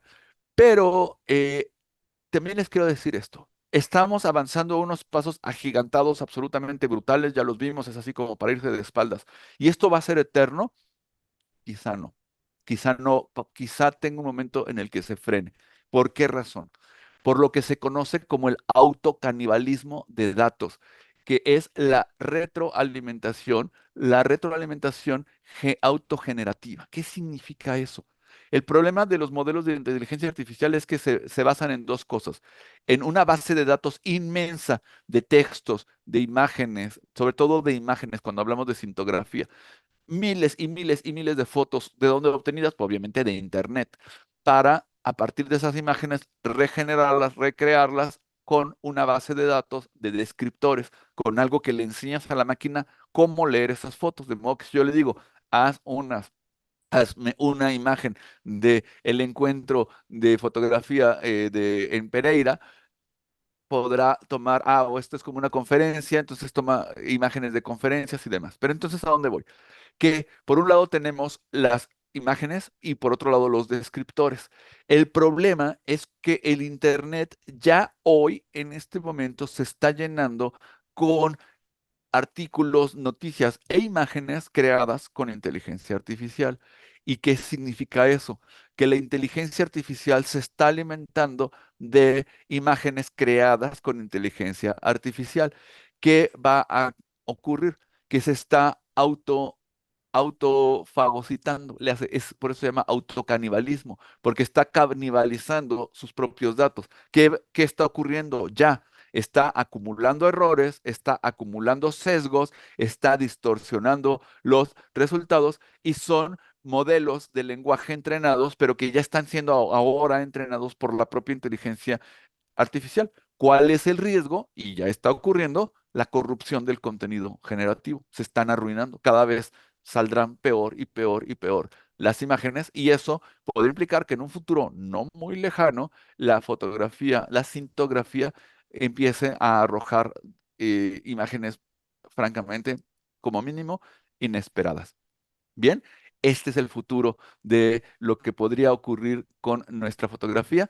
Y aquí les quiero compartir una imagen de mi queridísimo maestro Gabriel Figueroa, uno de los fotógrafos mexicanos más relevantes, más importantes. Obtuvo la medalla al mérito fotográfico que da el Sistema Nacional de Fototecas de México, que incluye a 50 fototecas a nivel nacional. Es uno de los organismos fotográficos más importantes a nivel mundial y mi maestro queridísimo Gabriel Figueroa recibió esta medalla. Y como él me suele decir, a partir de la inteligencia artificial, a partir de lo que hemos visto del pasado, presente y futuro de la fotografía, ahí les dejo una inquietud. ¿Qué va a ocurrir? Ahí les dejo una inquietud. Y con esto termino dándoles las gracias por su atención y es un placer y reitero el gusto por estar con ustedes esta mañana desde la Ciudad de México en vivo y en directo, ahora presente con ustedes en Pereira. Muchísimas gracias. Muchas gracias al doctor Oscar Colorado.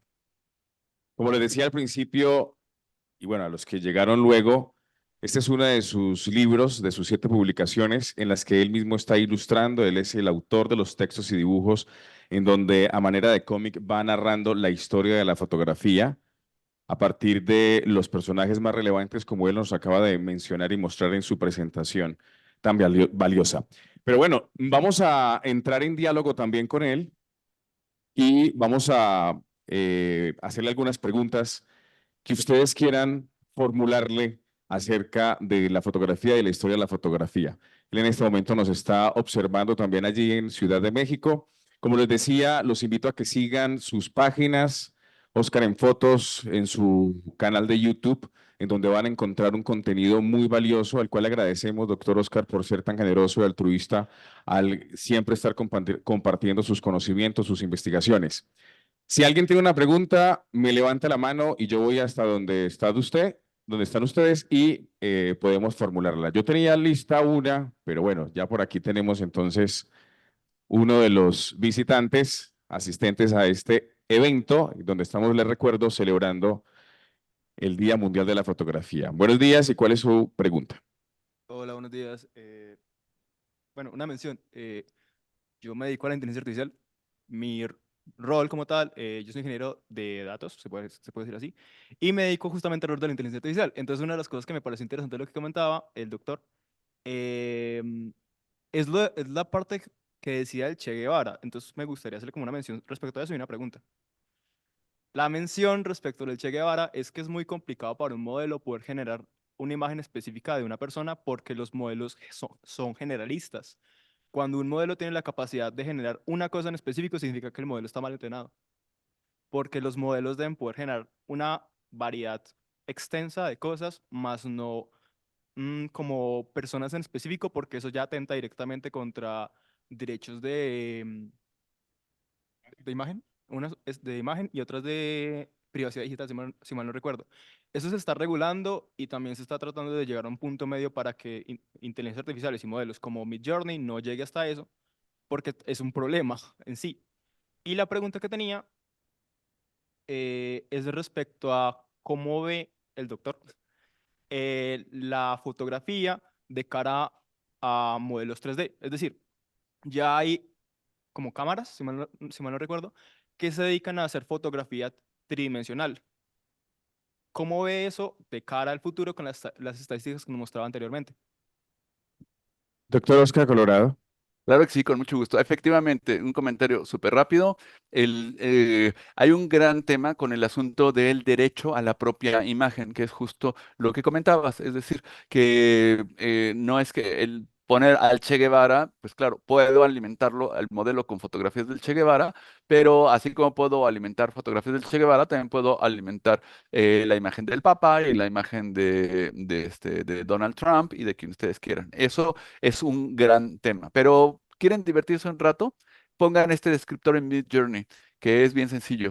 El Papa, bueno, con todo respeto para el Santo Padre, pero el Papa bailando en un club en Roma en la noche, en un club de música, ¿no? Y vean lo que les arroja. Y es muy interesante. Bueno, independientemente de lo anterior. Eh, sobre la pregunta de la imagen 3D, bueno, la imagen, por ejemplo, estereoscópica, no es nada nuevo. De hecho, es previa a la fotografía. La imagen estereoscópica nace en 1824. Ya había dibujos estereoscópicos y todo el mundo recordará estos viewfinders que se utilizaban, ¿no? Que usábamos de niños. Bueno, pues eso es de 1824. El gran problema con la imagen tridimensional, ese es un modelo, ¿eh? Y no me estoy refiriendo a los modelos más recientes de imagen tridimensional y tal. A veces el problema que tienen los modelos tridimensionales tienen que ver mucho con el visionado. ¿En qué plataforma la puedo ver? No sé si se acuerdan que hace no mucho tiempo se vendían en todas las tiendas departamentales, por ejemplo, televisiones 3D, ¿no? Y claro, había la de Bravia y había miles de sistemas y hoy van a buscar una televisión 3D y no la van a encontrar en ningún lugar. Eso es algo que va y viene con mucha frecuencia. El gran problema sigue siendo el visionado. Y déjenme decirles que cuál es uno de los grandes éxitos de la fotografía respecto de otros formatos. Ya olvídense de la imagen 3D, voy a hablar del video. Que el video requiere una tecnología muy compleja para su reproducción. ¿Quieren ver una fotografía? Quieren ver una fotografía en un autobús, en un parabús, en un anuncio espectacular, en un cartel pegado en la pared. Lo único que tienen que hacer es imprimirla. No necesitan ninguna otra, no necesitan luz artificial, no necesitan prácticamente nada. En cambio, un video requiere alimentación de electricidad para comenzar, un elemento de proyección, una computadora, o sea, es un animal muy complejo. Eso es una de las cosas que ha hecho que la fotografía se propague como ningún otro medio. Entonces, en realidad, ocurre un poco lo mismo con la imagen 3D. Su gran limitante no es la posibilidad de generarla. Eso se ha hecho desde hace mucho tiempo y cada vez va mejorando y mejorando y mejorando. El problema no es hacerla. Hoy por hoy el problema es reproducirla, verla y que todo el mundo tenga una tecnología compatible para hacerlo. Les voy a contar una historia. Hubo una cámara Fujifilm hace no muchos años, 2011, 2010, una cosa así, que podía hacer imagen estereoscópica maravillosa, increíble. Hacía dos fotografías al mismo tiempo con dos lentes, la. ¿Qué creen? ¿Saben por qué desapareció? Porque no había, Fuji no se le ocurrió generar una manera de poder reproducirlas.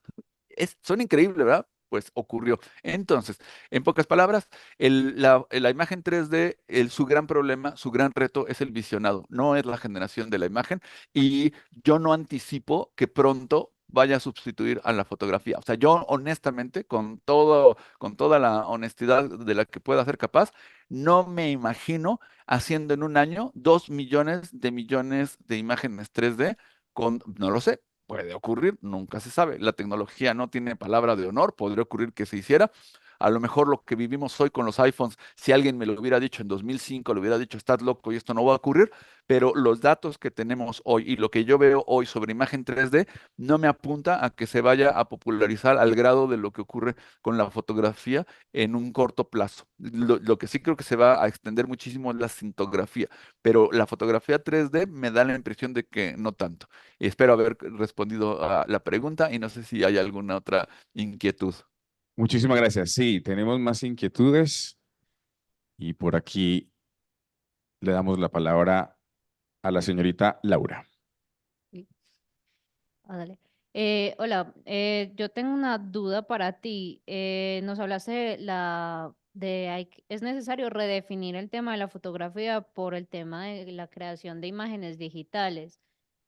Vos nos dices que pues la fotografía nunca va a ser reemplazada por pues, por las imágenes digitales, pero sí me gustaría saber desde tu punto de vista personal cómo puede haber un punto de inflexión entre transicionar bueno, de empezar a utilizar el tema de la inteligencia artificial con la fotografía en la parte creativa, en la parte de producción, bueno, etc, etc. Muy interesante la pregunta. Esto nos lleva a reflexionar sobre muchas cosas y muchas cosas muy profundas que en casi 200 años de historia, en 185 años de historia, aunque no lo crean, no están totalmente definidas. Por ejemplo, una pregunta absolutamente filosófica, la ontología de la fotografía. ¿Qué es una fotografía? Suena simple, ¿no? ¿Qué es una fotografía? Una fotografía es un objeto, porque entonces una fotografía digital puesta en una tarjeta o puesta en nuestro computador no es un objeto. Entonces, una fotografía definitivamente no está ligada al tema de la objetualidad. ¿Qué es una fotografía? Una fotografía es un dispositivo tecnológico, muy bien. ¿De qué tipo? ¿Analógico, digital, 3D, cuántico? Esa es otra pregunta. Pero esas son las más sencillas de responder. Las más complicadas es, ¿qué es una fotografía? ¿Un producto cultural? ¿Un producto antropológico? ¿Un producto histórico? ¿Un producto de la civilización? Y entonces, ¿es un producto ético? ¿Un problema ético? La fotografía, en realidad me parece que lo más cercano a pensar en la fotografía no es una sola definición, es entender a la fotografía, y no, espero no complicarme mucho, quiero decirlo rápida y fácilmente, la fotografía me parece que es un sistema. Es como un sistema puede ser como un coche. Un coche tiene un sistema eléctrico, tiene un sistema motriz, tiene un sistema de entretenimiento, tiene un sistema de comodidad, los asientos, tiene un montón de sistemas. La fotografía es igual. La fotografía tiene sistemas sistemas antropológicos, sistemas históricos, sistemas estéticos, sistemas científicos, sistemas objetuales, etcétera. Entonces, eso es por un lado. Por otro lado, el tema de las transiciones. Eso es algo que siempre ha dado mucho miedo. Cuando había un fotógrafo de estudio con una cámara que le había costado su dinero y tenía un estudio y de repente llegaba alguien con una cámara Kodak Brownie, decía, ¿y ahora qué voy a hacer? Eso fue una transición que a muchísimos fotógrafos les dio miedo y dijeron, van a desaparecer los estudios fotográficos". Sin embargo, no ocurrió así. Los estudios fotográficos permanecieron durante un rato, ¿no? Entonces, pero eso no significa que sean tan populares hoy como lo eran en 1970. Vean el número de estudios fotográficos que había en 1970 contra los que tenemos hoy.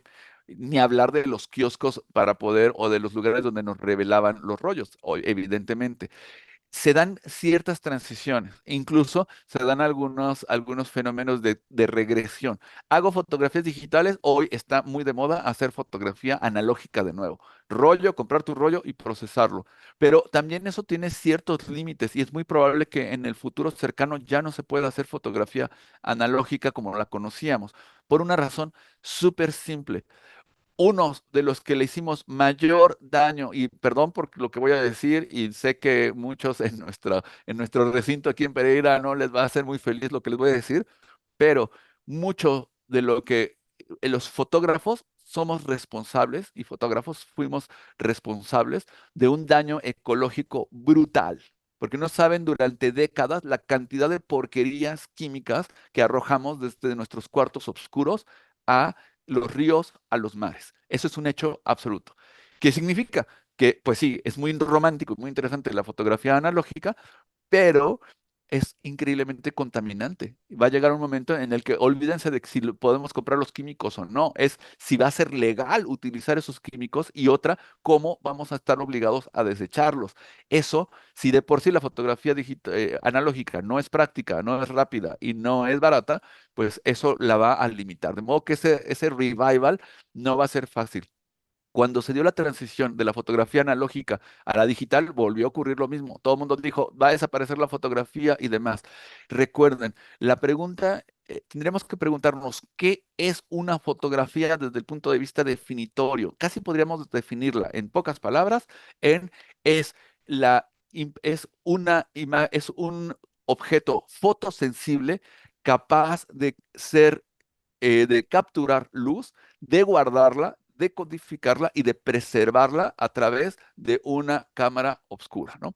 Eso es por hoy y eso se aplica lo mismo a una cámara de daguerrotipo de 1839 que al iPhone 15 Pro Max y el 16 y el 17 que van a surgir en pocos días. Lo importante aquí es en términos de definición, el fotógrafo, dibujar con luz sigue siendo fundamentalmente lo mismo.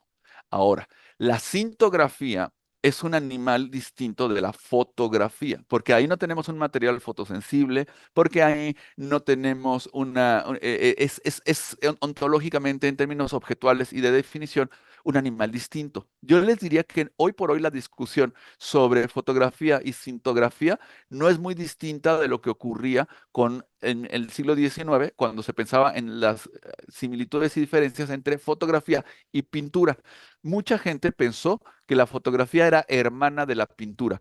Yo siempre he dicho que la fotografía y la pintura son como primas, más bien, más que como hermanas, son primas. Y son primas y se odian, porque una es guapa, la otra no. Ah, ya saben, ¿no? Toda esta historia. Aquí lo importante es que creo que la fotografía, como la que hacemos con un dispositivo fotográfico, llámenle iPhone, llámenle cámara, no es hermana de la cintografía. Me parece que son primas y se odian mucho, ¿no? De manera muy feroz.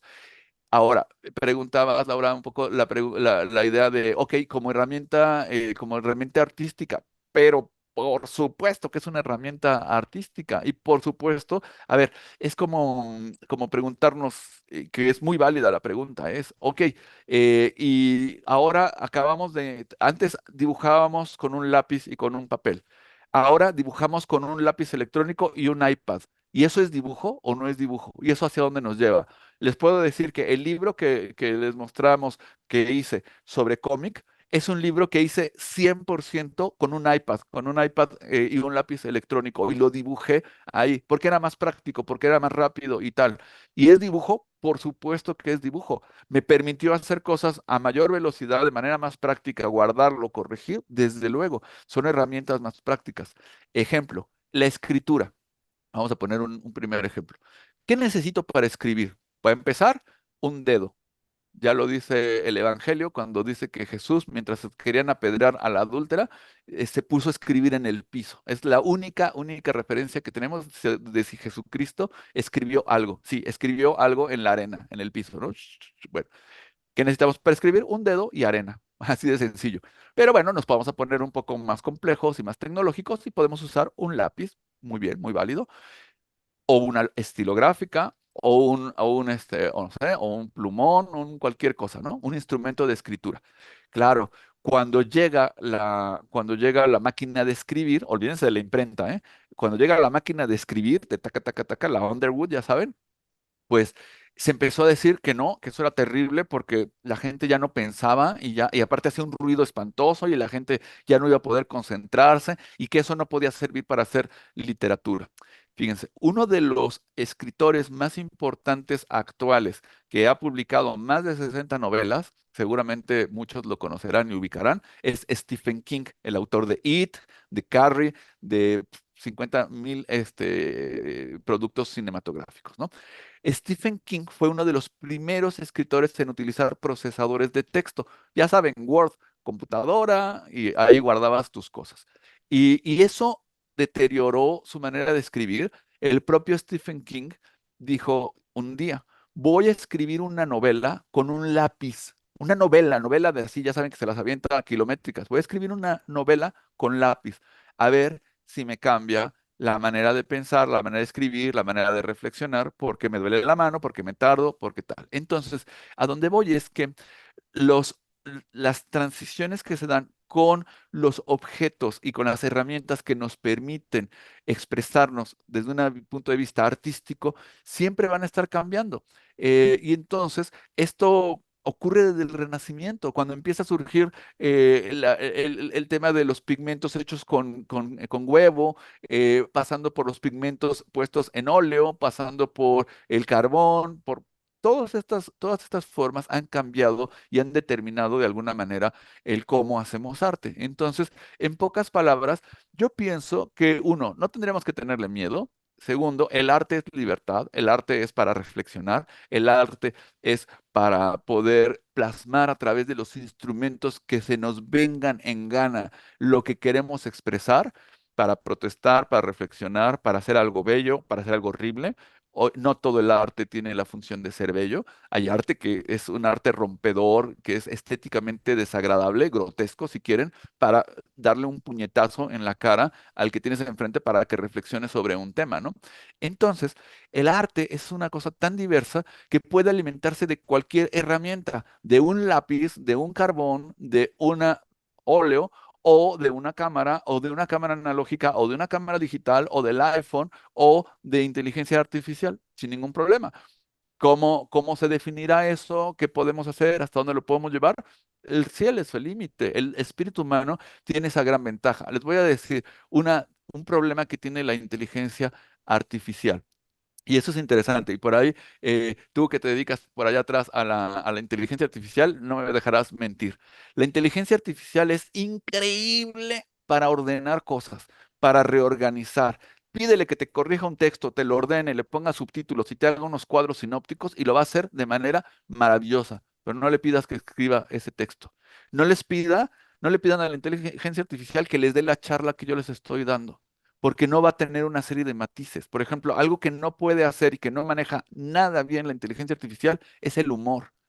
Olvídense del amor, o sea, ese ya es otro, otro animal todavía más complejo. Pero la creatividad humana lo hace muy, muy mal. Pídanle que les hagan una poesía.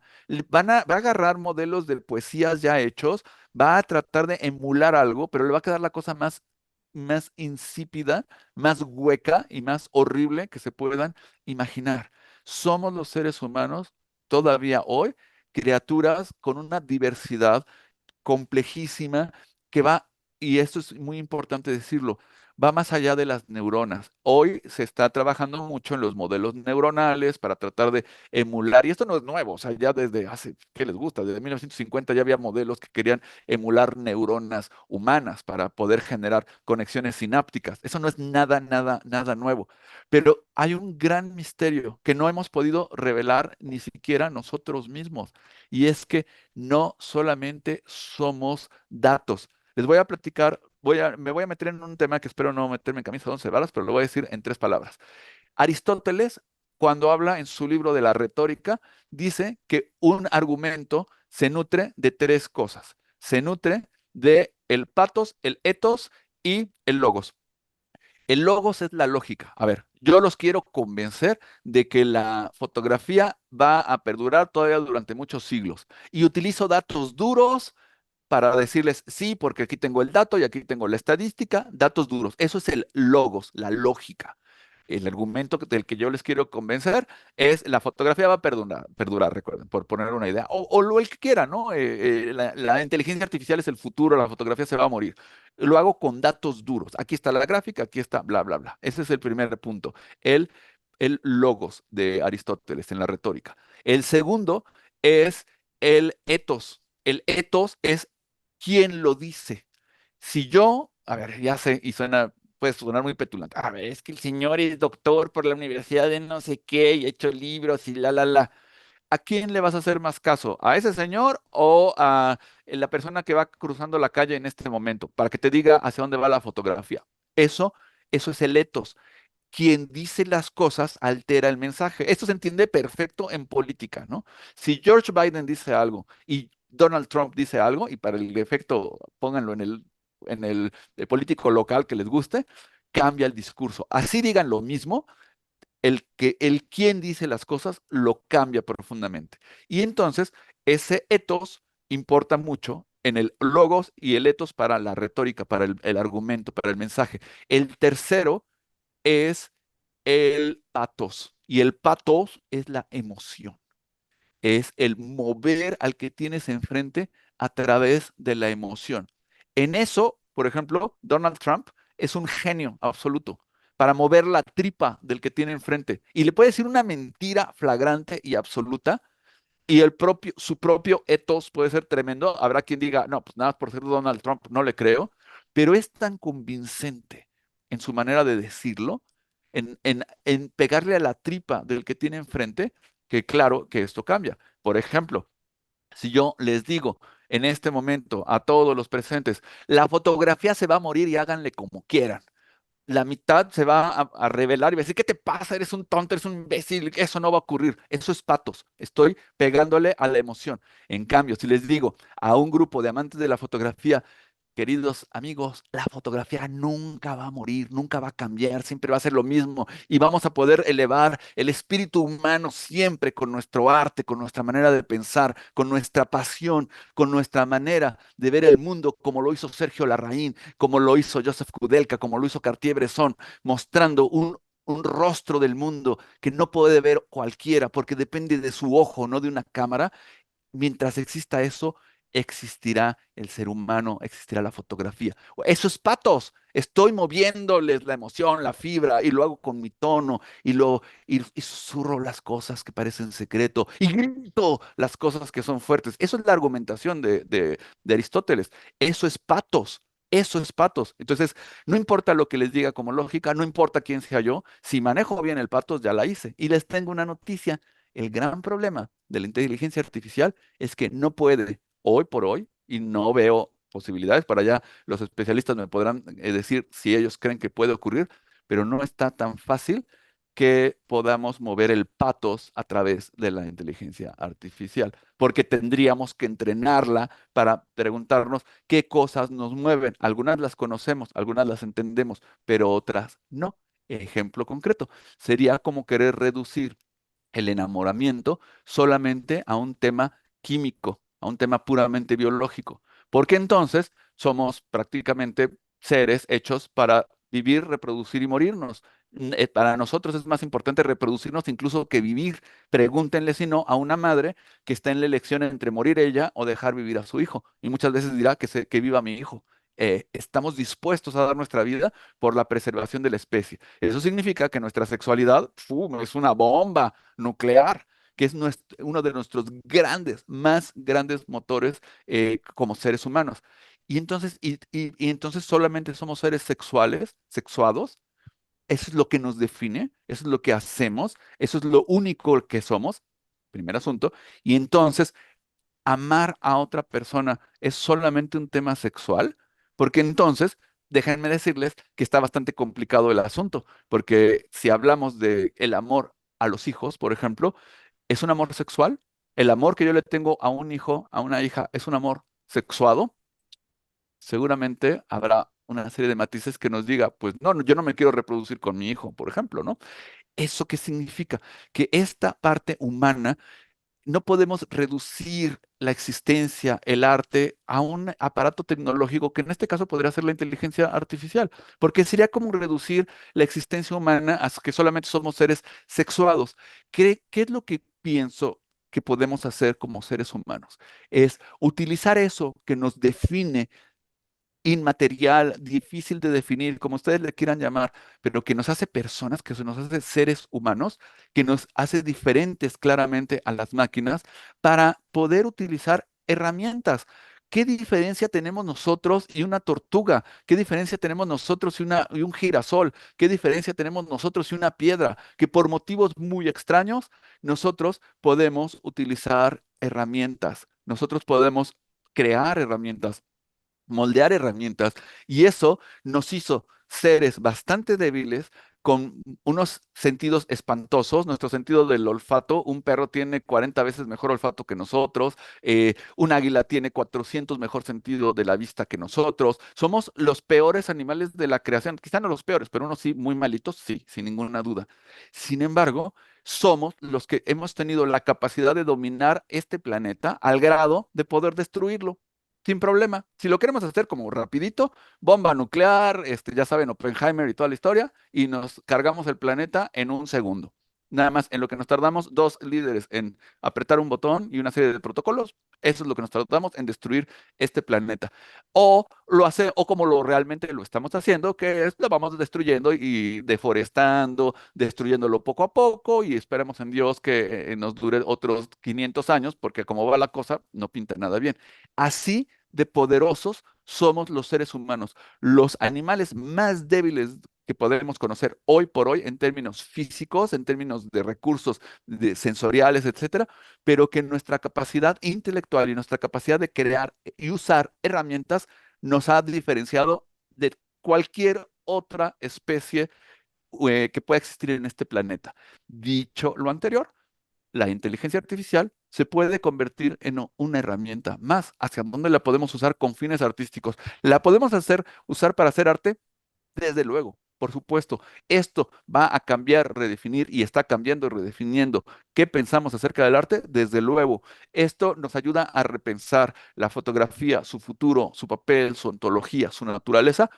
También, desde luego. Entonces, en pocas palabras, no me quiero enredar más, la respuesta es creo que hacia dónde va no lo sabemos con precisión. La verdad es que es muy difícil hacer una predicción de hacia dónde irán las cosas, sobre todo a la velocidad a la que se muevan. Pero lo que sí sé es que podemos seguir creando y que nuestro intelecto y nuestro corazón y nuestro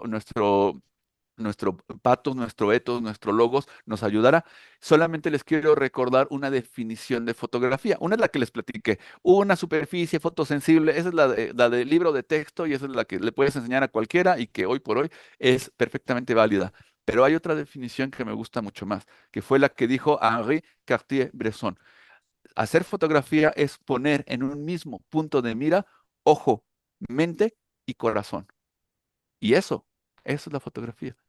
¿Qué elementos hay de etos, patos y logos hay? Muchísimos. ¿Y quién lo dijo? Pues claro, lo dijo Cartier-Bresson, el ojo del siglo, uno de los fotógrafos más importantes del siglo XX. Entonces, mientras existan seres humanos, mientras tengamos esta capacidad de crear esas definiciones, que les puedo asegurar que sería muy difícil que una máquina o un modelo de inteligencia artificial o de machine learning pueda generar una definición que diga, hacer fotografía es poner ojo, mente y corazón en un mismo punto de mira. Doctor Oscar Colorado, un fuerte aplauso.